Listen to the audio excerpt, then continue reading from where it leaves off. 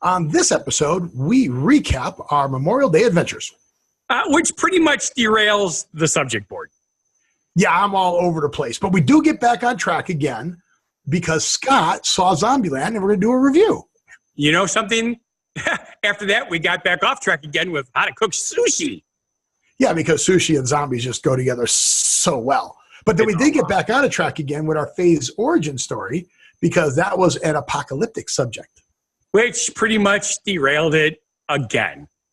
All right. Well, then let's get on the train and let's get this train wreck on or, well, off the tracks.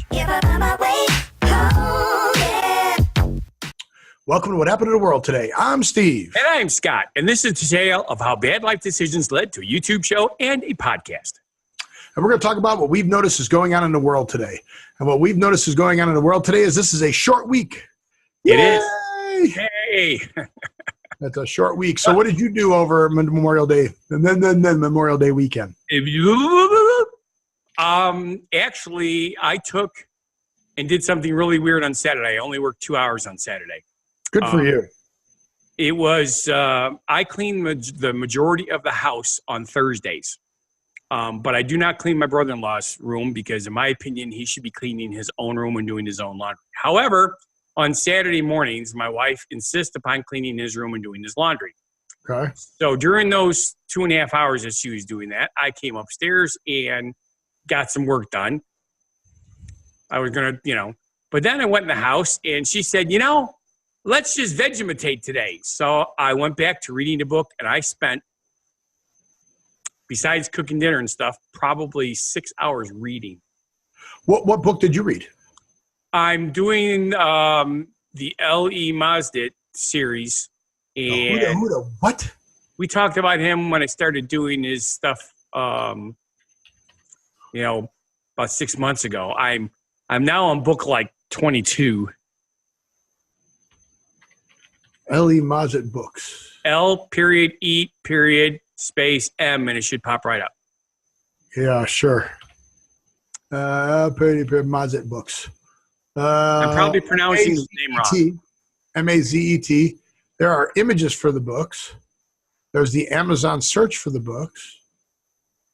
Let me see if this is him. Balzac? Modesitt Jr. L E Modesitt Jr. Right? No, I got books. One of them is Balzac, though. It's actually Balzac. B-A-L-Z-A. But Balzac sounds better. Junior. M-A-Z-E-T. I am doing the Saga of Recluse series. Actually, from the looks of it, 3, 6, 7. That's 20 some odd one. Interesting. I'm trying to search it and I can't. How do you spell the last name? M-O-D-E-S-I-T-T? Correct. Oh, that's not Modesitt. That's Modesitt. Yeah, Modesitt, dude. Deal with it. Dude. Most authors, I want my readers to have as much background information as possible, particularly about recently released books. There you go. So, Modesitt. M-O-D-E-S-I-T-T. Yes. Modesitt. He's from Utah. Modesitt. Oh, I got buzz there. Cool. So you read a book over Memorial Day weekend. You read a book. Actually, I finished one whole book. It's kind of cool because once I find somebody that I like, I end up reading with their series from book 1 to book 2 to wherever they are. And I've been buying his books in groups of 6s because that's how they sell them when they've been around for a while. So on this book here that I've purchased, a group of 6, I am out of 3,000 pages. I'm at 2,100 already. So I've read quite a bit. Okay, I have a great story that I want to tell you about what I did for Memorial Day, but I have a great segue for our next story. Wow, reading a book over Memorial Day weekend, that sounds really boring. So do I take the segue or do I tell you what I did over Memorial Day weekend, which wasn't a lot? Because we did the segue, do the segue, and then we'll finish the story. We can do that. It does not have to be in any particular order. We just have a story. Finish what I did over Memorial Day or what? Yes. Oh. No. Do the boring company because That's what you just segued to. And then we can come back to what I did. Yours, yes. But it's not written on the subject report, so I'll forget. All right, let's do both. You say 2 lines of this, and I'll say no. Go ahead and do it. So I'm still working on the studio. I have not quite. I keep changing my mind on how I want the studio laid out. I keep telling you, just paint all your rooms, the walls, and the ceiling green, and you'll be fine. Yeah, but no, the shelving in that. So I think I've got it figured out. I think I've got where my turntable is going to go. I think I know where the piano is going to go. I've got to get the other computer set up. I've got one more shelf to put in, which I've got to cut. But then the cool part's going to be the LED lighting. And the LED lighting is going to be fun. But now I'm going to have to get out my soldering iron and solder some wires. But is it going to be as much fun as the LED wiring you put in the rest of the house that your kid made fun of you with? Okay. Oh, yeah. No, because this is individually addressable LED lights. So you can do chaser stuff. Right. See, most LED lights, you turn them on, they're all green, they're all red, and they'll change color as a whole. Right. But individually addressed LED lights, each LED can be a different color. Right. You can set it to chase and zoom and spiral and all kinds of other stuff. But you got to cut it and then make the 90-degree turn and then use wires to make the 90-degree turn. So I've got to cut it and then resolder the 3 wires on. You got to, whatever. I know. We did that in the limo bus. I know what you're talking about. So I'm not sure. I want to do it right before I permanently do it and screw it up. Sounds like a plan to me. So yeah, I didn't get as much done as I wanted to. Oh well. Okay. Now, are you done with your story? No. Okay. I have more. Good. I have something for Fun Guy the Entertainer Cooks for You. You do? Fun Guy the Entertainer Cooks for You needs to make sushi. I made sushi. Okay. I will tell you right now, that would be a really weird thing to make because neither Susie or I will eat it. You like rice? I like rice. Okay. Oh, shoot. That's right. It's sushi for you, which means there's no actual animal in it. Right. And you could put animal in it too. If you want to put chicken, you can make chicken sushi. Okay. So you could do like a chicken, cream cheese, and cucumber roll. Wait a minute. Doesn't sushi means raw food? I don't know what it means. I don't think sushi means raw food. What is the definition of sushi? Because to me, sushi is raw seafood. Well, so the most popular roll is a California roll. There is nothing raw in that. It's fake lobster. It's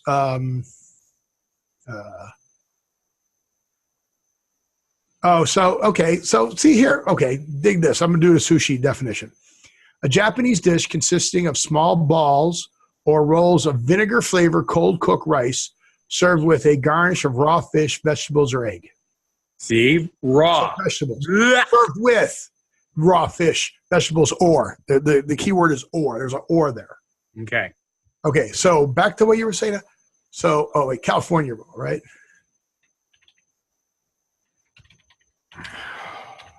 Oh, there's silence. Yeah, because I got this weird in my head about you trying to get me to make sushi. I'm like, oh, this is going to be you should make sushi. California roll, real sushi. No. Crab meat, real or imitation. Do you do crab meat? Susie will. I don't eat seafood at all, period. Not even crab meat? Not even fake imitation crab meat? Okay, what about avocados? I like guacamole. You'd like raw avocado then, and cucumber. Places. So a California roll is crab meat, real or imitation, avocado, and cucumber. So here's what I made. And I used nori. So nori is the seaweed. If you don't like the seaweed, you can get soy paper. And soy paper is just as good. So you would eat soy paper. I think they even sell rice paper in some places. What was I saying? So I made the sushi rice. So now sushi rice is not just rice. Sushi rice has a secret ingredient to it. Okay. So you make the rice. You got to get a good jasmine rice, a nice short, broken, sticky jasmine rice. And then you take rice vinegar. And in the rice vinegar, you dissolve sugar and a little bit of salt. Now, you don't get it boiling. You just warm it up so it dissolves. And you pour that over the rice. And then while the rice is warm, stir it into the rice. And then for like 2 cups, you use about 8 tablespoons of rice vinegar and about 2 teaspoons of sugar and a teaspoon of salt. Okay. So those are things you like. You like sugar. Do I like sugar? Yeah, I didn't like sugar. I like sugar. So then you take that, put that in the refrigerator, let it get cold. Then you get your nori, which is your seaweed wrap or your whatever wrap. But in the meantime, you cut up the cucumbers, and when you cut the cucumbers, you cut the seeds out, right? So you got to slice the seeds out, but you leave the skin on. You cut it the narrow strips. You can also do carrots. Cut carrots into long strips. Cut avocado into the wedges, cut it in half, and then wedge it out, and then lay that in there. And then you can do chicken. Okay, you can make a chicken sushi. Right, you don't need a lot of chicken, like chicken strips, right? You just need a little strip, so you don't need that much. And you take the rice, you lay it on top of the nori, and you don't pack it down. You leave it, and then you put the like 2 strips of cucumber, 2 strips of carrot, 2 strips of whatever else you got, and then 2 strips of chicken, and then you roll it, and then you cut it, and then you like wasabi, you like hot stuff or no? Meh. Okay. Well, you can use horseradish, just so you know. I like horseradish as long as it's tamed down with mayonnaise. All right. Well, you can make some horseradish mayonnaise. Yeah. That would work for you. Do you like soy sauce? Yeah, it's solid. Okay. So you take the soy sauce, and you don't mix the horseradish and mayonnaise tamed down into the soy sauce like you see people do. You keep it separate. That would be gross, yes. So you put a little bit on there. I'm telling you should make this. It would be really good. It'd be a good, fun guy entertainer cooks for you. So it'd be fun to see you try to make it. I don't know if you got any good knives. If you don't have good knives, here's the thing that people don't realize. Like the sushi knives, you see them cutting, it cuts through, it's really sharp. Yes. If you use a serrated steak knife, which I know you have, you have steak knives, take a steak knife and you saw the sushi, it'll make nice sushi. Okay. Yeah. So there you go. Fun guy entertainer cooks for you. So that's what I did. Not boring. Now, I just really ate up all of our time for all of our show subjects. You pretty much did. So should we move the Boring Company 2, or should we move the Zombieland 1 and just leave the phrase origin story off? Let's move Boring Company for now, even though you did the segue. Okay, so Boring Company will be in the next show. So we'll jump off of that and we'll move Boring Company because that's a tie here to Vegas for the Boring Company. Okay. So I'm going to go like this. I'm going to go like this. What I'm doing right now, folks, is you know what else is a good tie to Vegas? You say hey a lot. You know that? That's because I like vegetarian type critters like horses and cows. It's because you're from freaking Wisconsin. Wisconsin. I am not. I'm from Illinois, but I live in Wisconsin. And I told you the joke already. Why they stopped using the round bales of hay to feed the cows?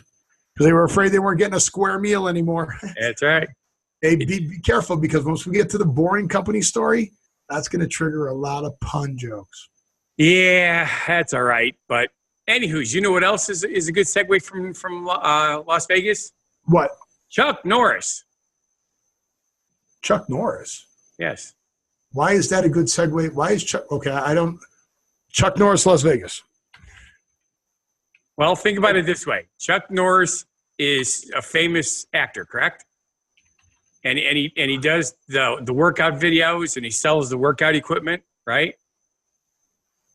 Don't you think that all the dancers in the shows use his equipment in order to be physically fit in order to do these dances? Just say no. Just say you have no idea what you're talking about. Sure. Did you find anything about Chuck Norris in Las Vegas? No. I knew you were looking, and I knew you weren't going to find anything. I searched Chuck Norris Las Vegas, and I get ladies' night only unless you're Chuck Norris. There you go. So anyway, Chuck Norris is the one who penned our genuine positivity message for the week, and it goes along. Even though the Memorial Day is over, I want to do one last thing because we are obviously talking about the Memorial Day weekend, or what we did. So Armed Forces Day on May 21st and the Memorial Day weekend that follows is a time to honor, remember, and recognize those who serve and have served our country, as well as those who have died in service. As we reflect, let's not forget the many sacrifices made at home, as well as in support of our men and women in uniform. By Chuck Norris. There we go. Yeah. I also chose that because a lot of people keep forgetting that, Armed Forces Day starts everything on May 21st, and then Memorial Day weekend is the weekend immediately following that.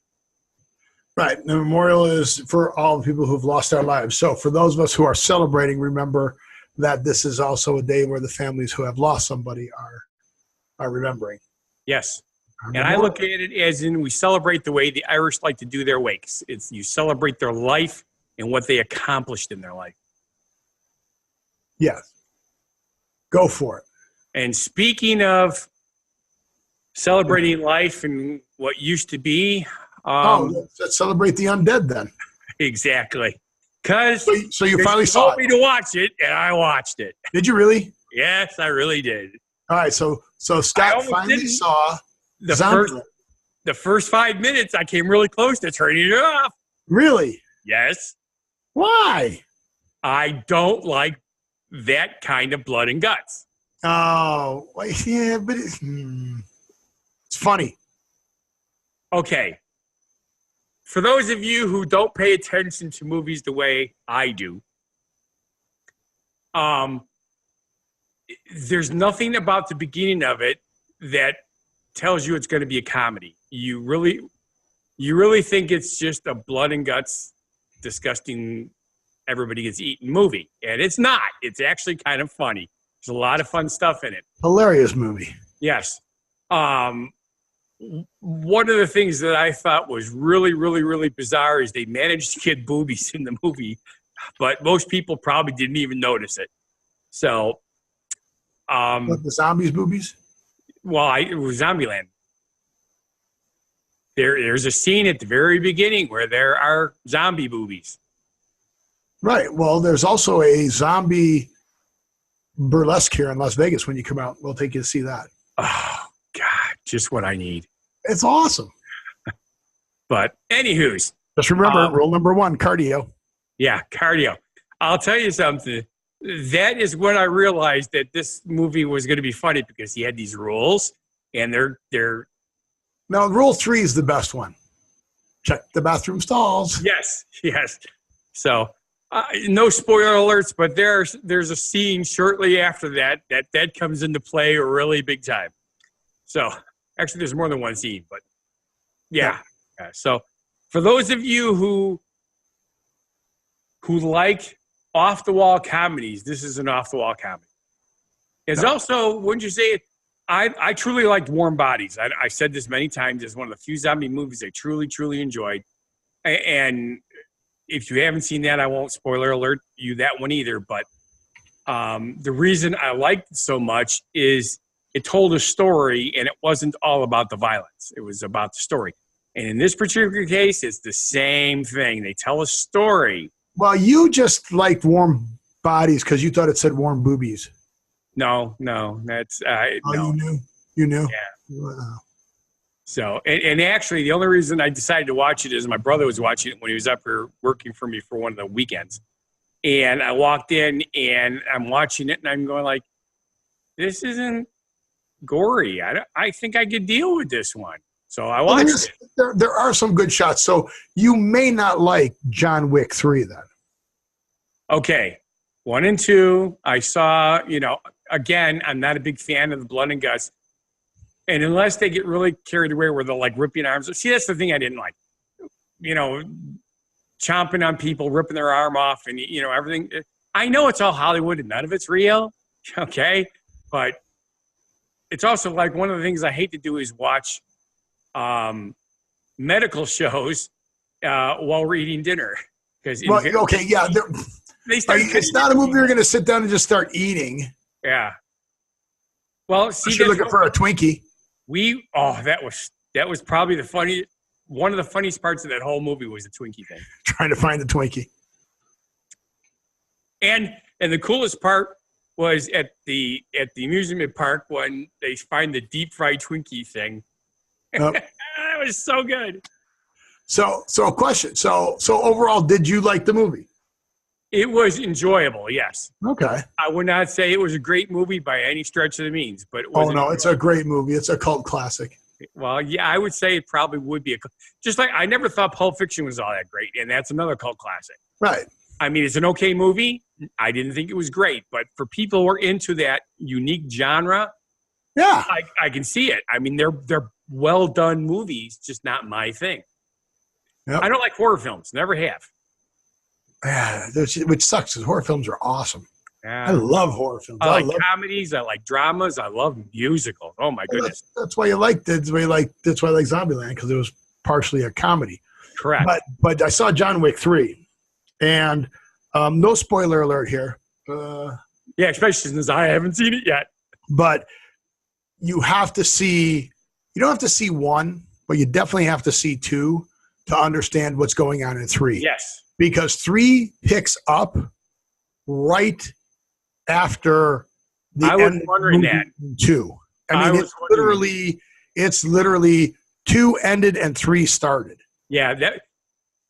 In my opinion, it needed to be that way because he had. You could say 1 hour. 1 hour. Right. So what are they going to do? Come back, 6 months later? No, that doesn't make any sense. It starts right off the bat where he has the 1 hour. Yeah. And it shows how he uses that 1 hour and that. But the nice thing I like about this is there's not a lot of storytelling in this. It's him. Yeah, it's all action. Okay. So if you're into that, it's all action. I mean, there's a couple of slow spots where they tell a little bit of a story, but other than that, it's all action. And no spoiler alert here, but don't listen if you don't want to. La la la la la. The end of this movie sets you up for a John Wick 4. Okay. They didn't hide it at all. Not at all. You see the end of this movie, you're like, yep. So yeah. I mean, he's saying it in the interview. So yeah, it sets you up for a John Wick 4. Right. So are you familiar with the Desperado movies and the Machete movies and the ones that are all sort of like affiliated, even though they're all a little different? A little bit, but no. Okay. Again, it's those kind of movies where, everything's action, action, action, action. The plot is very thin. The plot is, there's a plot, obviously, because something has to hold it together. But the whole movie is action. The plot just is a little bit of glue instead of the main story. Yeah, I'm trying to remember the one guy that's in it that you see him all the time, the one actor who, God, he was so young when he started. Now he's like so old. What is his name? Kind of like us? Yeah. Well, yeah, but I mean, he started it when he. Is he an action guy? Well, it was 1995 when Desperado Connections came out. Right. What was the guy's name? The Hispanic actor that's in it that is so good at these things. Where is cast? Antonio Banderas? No, not Antonio Banderas. The other guy. I know Machete. The bad guy. Machete, that guy. Yeah. What's his name? Oh, my God. He was in... Oh, yeah. D. Almeida. No, that's not him. No, he's a good bad guy, too, though. D. Almeida. Where the heck? Oh, man. Tony Trejo. Yeah, him. So, yeah, he's been in a lot of stuff. Right. Ton of stuff. And sometimes he's a good guy, but he's plays such a good bad guy. He was typecast kind of as a bad guy. Yeah, he's good. Yeah, he's in a ton of stuff. Yeah, it is kind of cool to see him as a good guy in a couple of movies. So actually oh my God, that's one that he was in with Jet Li and Bruce Willis. What the hell is that series? There's like 3 or 4 of them. Spy Kids? No. Well, yeah, he's in one of those too. Is like a he's in a lot of those. A lot of Spy Kids. Oh my goodness gracious! Come on, it's huge. What the hell? Why can't I think of this? I'll find it real quick here. I don't know. It is. Oh my goodness gracious! I'm trying to find it too. Danny Trejo. His name's Danny, not Tony. Danny. Yeah, I changed it. I said Tony. I did it first, but then I rephrased myself. So, Echo Park, no. No. I want to say like Untouchables, but it's not Untouchables. But it's Expendables. The Expendables. The Expendables? Yes. All right. I'm sure of it. I can't remember how long ago that was because I've already, I'm going through. Well, he's been in a ton of stuff. Yeah, it's absolutely astounding how much stuff he's been in. So he's like in everything. He was even in Bridesman. I don't know what Bridesman is. Halloween, Guiltless, Pure Love, Street Level. I'm just going to grab 1 year here. Okay, so in 2015, he was in 5, 10, 15, 20, 25, 30 different movies. Yeah. Is that all movies or movies and TV shows? Both, yeah, both. Jeez. Isn't that amazing? Yeah, some of his TV shows, 30 in 15. In 14, about 15. In 13, holy smoke. Yeah, this guy's all over the place. This guy works a lot. Sons of Anarchy he was in. Yeah, everybody knows who he is. You betcha. Wow, he does a lot. Rise of the Zombies, going back to zombie stuff, but crazy. He's even in a movie, so he could tie all of our stuff in there. He's in a movie called Rise of the Zombies and a movie called Sushi Girl. How cool was that? So cool. All right. We got to get to our Phrase origin story because we've really blown through the time here. Yep. Phrase origin story. Hey, the zombie apocalypse. The zombie apocalypse. Oh, that's what you could have. You could call one of your buses the zombie apocalypse bus. They already have one of those.